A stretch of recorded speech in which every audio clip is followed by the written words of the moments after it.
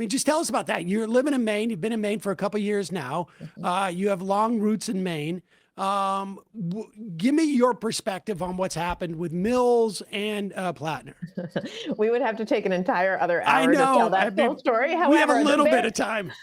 The bare bones generationally is that it's been pretty well, it's been amply reported and documented that, Susan Collins is up for re-election. Susan Collins is a really fascinating, actually in the 2020 election, I wrote a really long feature on Susan Collins, and I think she was pretty beatable in 2020. People were livid about her Kavanaugh vote. She's held this seat for 5 terms, originally went in as a moderate, right? She and Olympia Snowe for a while were the 2 moderate Republican senators from Maine, New England, right? And she's gotten increasingly conservative, and Maine voters have become increasingly dissatisfied with her. And there was a real wave of fury in 2020 after her Kavanaugh vote and the way she behaved in the first Trump administration, where people who trusted her to be a sort of voice of practical moderation felt really let down and were very angry. Now, the Democratic Party in 2020 sort of handpicked a candidate who was young, Sarah Gideon, but she ran very much in line with the National Party, and she lost. And Susan Collins was not unseated in 2020. And so for this cycle, it was going to be a lot harder, always. It was going to be hard. What does that mean to run in line with the National Party? Well, it's a bit... she was the top pick of the DSCC. First of all, Gideon was somebody who Schumer and et al. Really wanted to be the candidate. She did not stand out as a candidate in terms of how she communicated. She was exceedingly careful. I mean, this thing about what does it mean to be aligned with the party that we were just talking about? Is it money? Is it combativeness? Is it tenor? What's that thing? She was that thing, which I think was kind of careful and status quo. Right. I mean, like it seems to me they pick Chuck Schumer's out there picking somebody who he thinks is not going to cause him problems in the Senate. Exactly. No drama, which means not just no bad drama, but also no excitement, no electricity, no like, here is who I am, no fight, no pugilism, no sense of ability to coalesce power, no leadership skills in many respects. Schumer wants it. Well, look, it's not to say that the big explosive fireworks fight, it doesn't always work out, right? We have to, there are risks.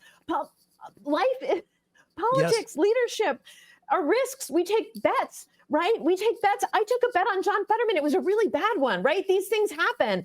A lot of progressives did with Fetterman, and it worked out very, very badly. Yep. So let's not pretend that just because somebody, fits one kind of profile, we know what they're going to be like. But by the same token, playing careful just gets us the same as what we've had. So these are real questions, and questions that I think voters ask themselves all the time. Certainly journalists who are covering these people ask ourselves these questions all the time. But yes, the idea is that Schumer picked a candidate in 2020 and she was a very Schumer candidate. She kept it just 100% buttoned up, safe, didn't go out on any limbs, didn't capture the imagination of Maine voters. It was a very nationalized campaign. Maine doesn't tend to like that.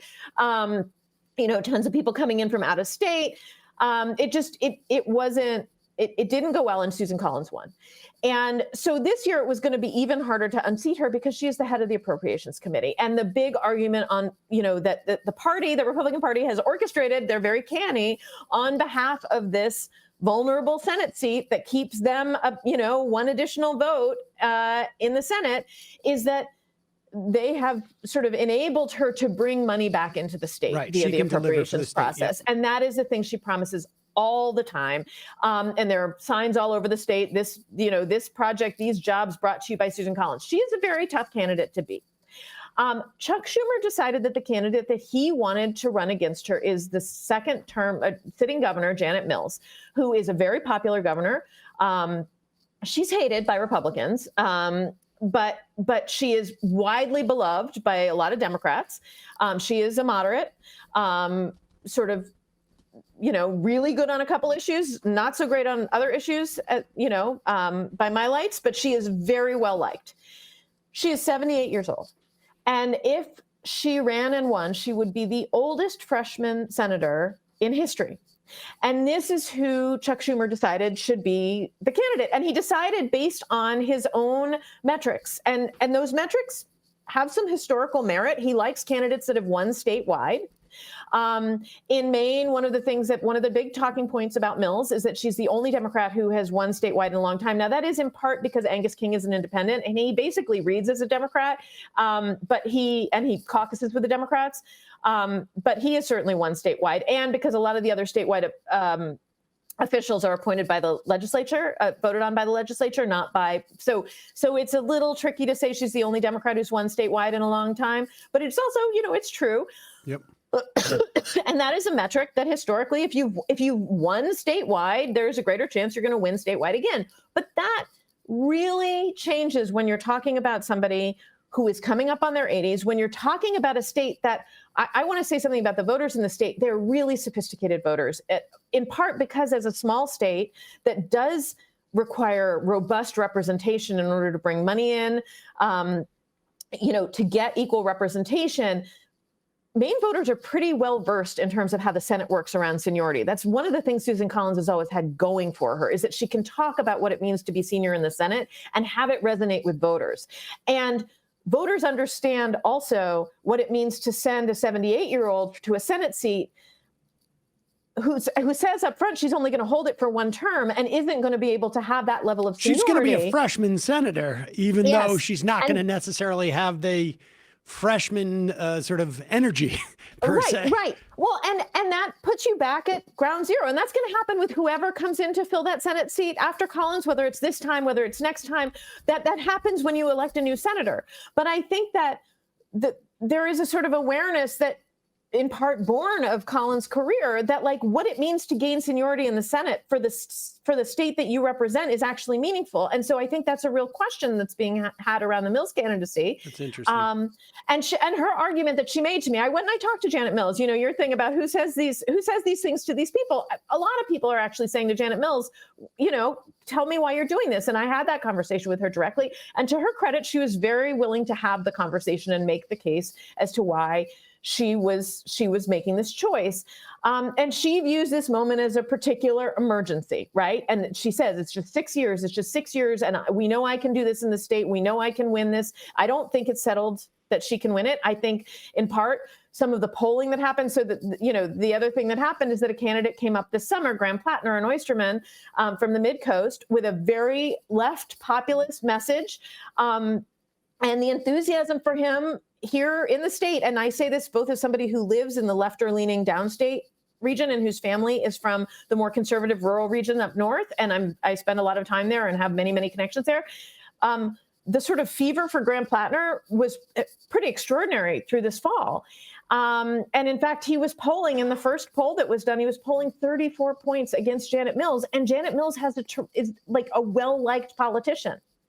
And we should say, like with Mills, in terms of that, like I've seen polls at the beginning of the year, it was 50-50 on her likability, or I should say approval. Maybe it was like, was in with the margin error. Maybe it was a point down. And then I think after her confrontation with Trump, it seemed to be closer to like 50-40 in terms of her popularity. Mm-hmm. Where is it's interesting because I hadn't heard anything about the sophistication around seniority.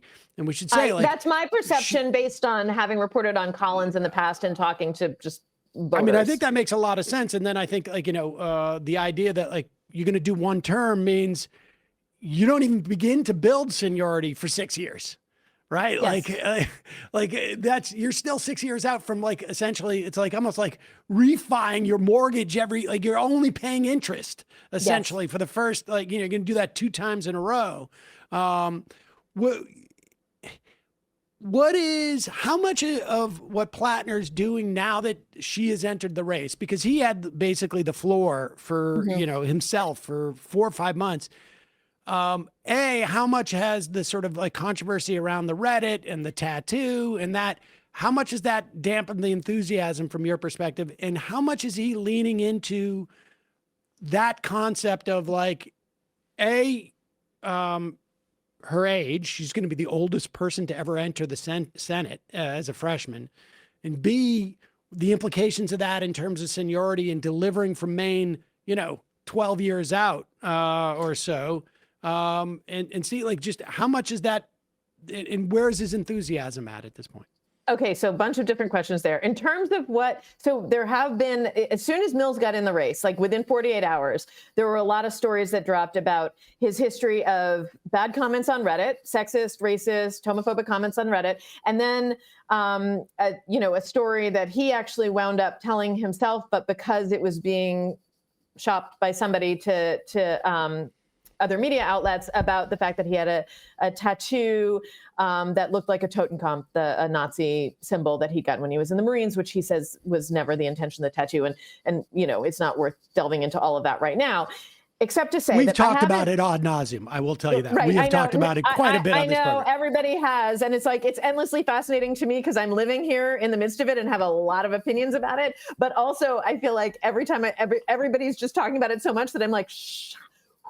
Just need to not talk about it for a few minutes. But anyway, I can't say there hasn't been super recent polling. There's only polling from right around the time of the scandal. So I can't say with a kind of polled authority what the impact of that has been. I can only say it, and this is literally about like looking out in my neighborhood and talking to my friends who are further up north and having been to the coast.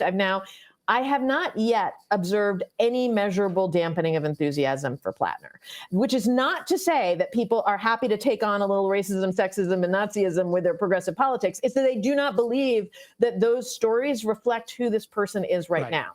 And again, I haven't seen the polls. Maybe we're going to see a huge dip. I have no idea. But I can tell you anecdotally, and this is pretty like my everyday lived life anecdotally, that I have not heard from people here in any significant numbers that they have changed their view of Platner or what he stands for, which in their mind is not only a sort of economic progressivism, but an anti-racism, protection of LGBTQIA people, feminism, right? Like I'm hearing from people who are activists, and so far that it has not yet altered their vision of who he is. That is anecdotal. It is not polled. Okay. And I would presume you're in, to the area that you're primarily, as opposed to a reporting, getting that anecdotes, you're probably in the part of Maine that would be theoretically most sensitive to those questions.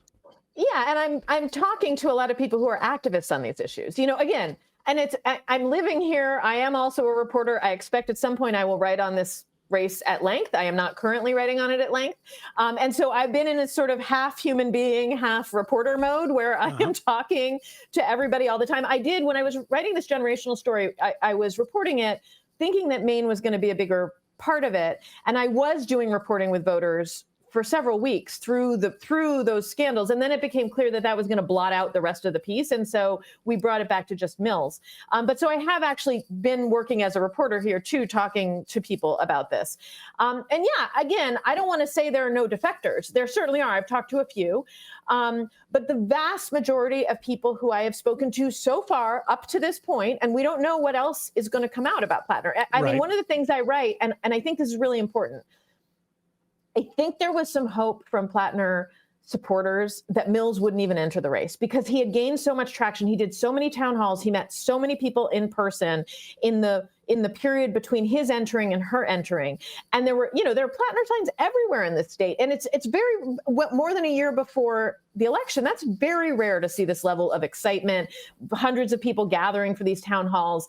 And I think there was hope that maybe Mills wouldn't even get in.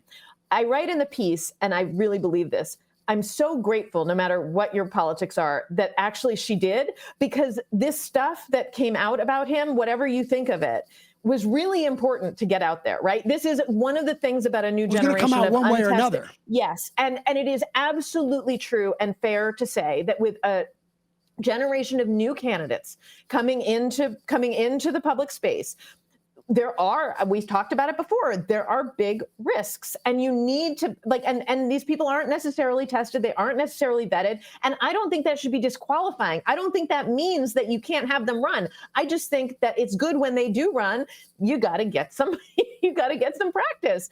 And this is going to put Platner through his paces, and better now than a year from now, Yep. if you are somebody who cares about Graham Platner's prospects. So I think it's good that Mills is in the race. And I just don't know. We'll see what we don't know if there's more out there. Again, we don't, there may be more oppo. We just don't know. But as of now, based on what's out there now, what I have heard is that there is still a view of Platner as a candidate who a lot of people who care very much not only about the economic issues, but also about the very issues that the oppo would seem to undermine. They still are excited about this guy. And I want to say something about the other question you asked. He's doing something really smart and interesting. He's not really going after Mills directly. He's going after Schumer. I'm not saying he's not being critical of Mills. He is here and there, but I think this is very smart because she is well liked by a lot of the same people who are supporting him. He is not making her yet, that I've seen, his opponent. He is making Chuck Schumer and the Democratic Party establishment his opponent. And, you can tell Mills was very eager to me to emphasize that Schumer had not talked her into getting into the race. She says, this was not about Chuck Schumer. This was my decision, in part because I think she knows that Schumer party establishment brand may not be very winning with a lot of Maine voters. And, That's a different question as to whether Chuck Schumer was able to sell her on running, which is, I don't have faith that Chuck Schumer could sell much, but I'm sure part of her equation was, I'm going to have the backing of Gillibrand and the DSCC and Schumer and whatnot. And I would be surprised if there wasn't sort of also this notion of, like, in the same way, like, there may be somebody in Massachusetts who doesn't want to run against Markey and be and allow Moulton to win and then have to go back to the progressive community and be seen as a spoiler. I would imagine there's also sort of like apparatus in Maine who are part of the Democratic mechanism, who also are like, I've got to, weigh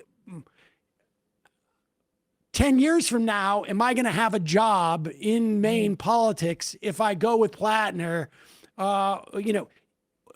versus go with Mills? She still loses. I still, probably my prospects are better. I mean, that calculation has to happen, I would imagine. The calculation does have to happen. It's interesting, though, the calculation has to happen. And I want to be really clear that she does have mechanisms already in place for her. And her argument to me, which is that the party didn't have anything to do with her decision to run, is really compromised by the actual choices Schumer made and Gillibrand and the DSCC by the day after Mills gets into the race. They announce a joint pack with her, right? Well, that's on the her thing behalf. that I find so amazing about this. There's another part of this story, which is these guys are incompetent. Like, right. Are you telling me it would have been so much better for her prospects for them to just stay out of it. And also the stuff about, how is it that there is not another how do they not find? I know there's another candidate in the race. There is Jordan Wood. There are a couple others. Yeah. Jordan Wood is associated with one of the biggest scandals that obviously we don't have too much time to cover.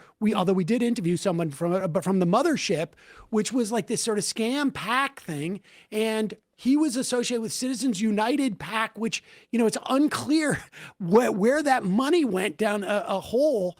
But with all that said, like, how is it that the DSCC, who is charged with finding, like, even on their own terms, I wouldn't necessarily like their candidate, they can't find somebody who, in this unique moment, your whole piece is about this. Like, there couldn't be a more sensitive time than to run the world's oldest freshman senator.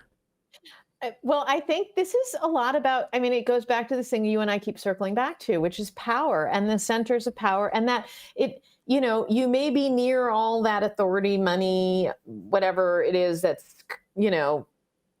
so addictive there, but you're really separated from the, like, the longer that you're at the center, the more distance you have from the margins, but the margins happen to be your voters in a lot of cases, right? And so I don't get the feeling that there's like a great national understanding. I'm sure this is true in states all across the country. I just happen to be living in this one, right? I don't get the feeling that there is a great view of this state coming from the national party. I don't think that there's like a real sensitive feel for what it's like on the ground here.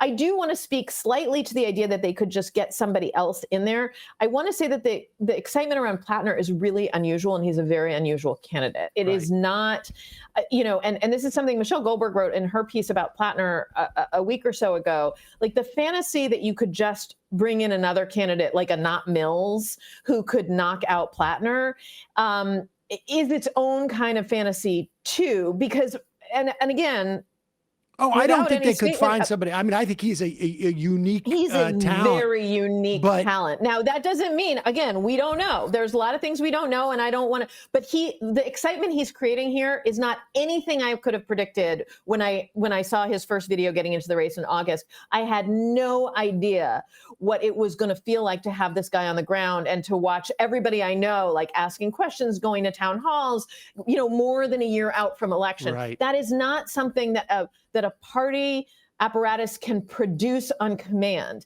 Those are the kinds of, those are candidates. And again, I don't want to say this with some prediction that he's going to win. I don't know what's going to happen. I don't know what else we're going to learn about him. I don't know how he's going to fare as a candidate going against Mills or Wood or anybody, or against Collins. So I'm not making some kind of prediction of victory. But what I am saying is that you have candidates sometimes who come out of nowhere, and they are truly, it's an AOC, it's a Mamdani. People, you can't make that. You can't. Right. And I think that's true. And that doesn't mean that those candidates are always going to win and they're always going to be on the side of good. I'm really not trying to do like a Graham Platner ad here, but I am saying that there is an unusual thing about this particular candidate who Mills and Schumer find themselves up against in Maine, and that it's not something that the party itself could have simply produced on command. And I am of the mind, as someone who is, spoken in support of his campaign. And again, we don't know everything about him, and there's times you get burnt, of course. But this primary is going to have, I think on some level, Mamdani inspired his campaign. Probably also like some people maybe associated also went up there and worked a little bit on it. Not in maybe a determinative way, but just the existence of somebody who wasn't expected to win, to be able to win and to knock off someone like Cuomo empowers other people to realize, think broader about their possibilities. I think the implications of Platner, if it goes this way, beating Mills and then beating Collins, and from this distance, it really looks like he has a better opportunity to beat Collins than Mills does, because I don't understand what the value proposition of Mills versus Collins is beyond in terms of how they've distinguished themselves as, it's really just like, I'm a Democrat. I will vote, but it's also associated with Schumer, who I don't think is terribly popular amongst Democrats. The implications of him winning, I think, will reverberate in a much greater way across the country, because a guy like Platner undercuts sort of like Schumer and Gillibrand's perspective on what's going to win. And we're already seeing that cracks. We're seeing it even in Michigan on some level. We're seeing it with senators, come out, Heinrich supporting Platner, Schiff going to Michigan and sort of like looking into the non-DSCC candidates. I think it's going to be a big deal. Rebecca, I really appreciate you coming on and talking about this piece. I think it's been something that, everybody has been feeling, and it's fascinating to see it all sort of like wrapped up in that bow.